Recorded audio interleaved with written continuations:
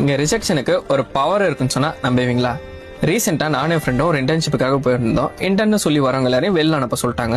நானே வீட்டுக்கு போயிடலான்ற மாதிரி யோசிச்சேன். 3 o'clock ஒரு ஆப்பர்ச்சுனிட்டி. அங்க பார்க்கும்போது அந்த ஹெச்ஆரும் இன்டர்ன் இல்லை அப்படின்ட்டாங்க.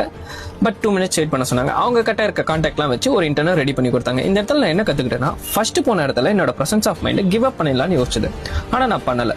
அந்த இடத்துல என்னோட திங்கிங்கை நான் சேஞ்ச் பண்ணதுனால என்னோட ஆக்ஷனும் சேஞ்ச் ஆச்சு. எனக்கு ஒரு ஆப்பர்ச்சுனிட்டி கிடைச்சது. அந்த மாதிரி தான் ஒரு மென் ஆகட்டும் ஒரு விமன் ஆகட்டும் நம்மளோட லைஃப்ல நிறைய ரிஜெக்ஷனை நம்ம பார்க்க தான் போறோம்.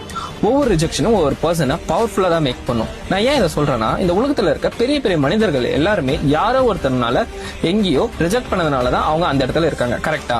அப்படின்னும் போது ஒரு ரிஜெக்ஷனுக்கு பவர் இருக்கு. யாரோ ஒருத்தவங்க என்ன ரிஜெக்ட் பண்ணிட்டாங்க அப்படின்றத விட இன்னைக்கு என்னால முடியல, எனக்கு வரல அப்படின்னு சொல்லி ஒரு இடத்துல இருந்து நான் கிவ் அப் பண்ணி வரணும். என்னோட ரிஜெக்ஷன் அன்னைக்கு தான் கன்சிடர் ஆகுது.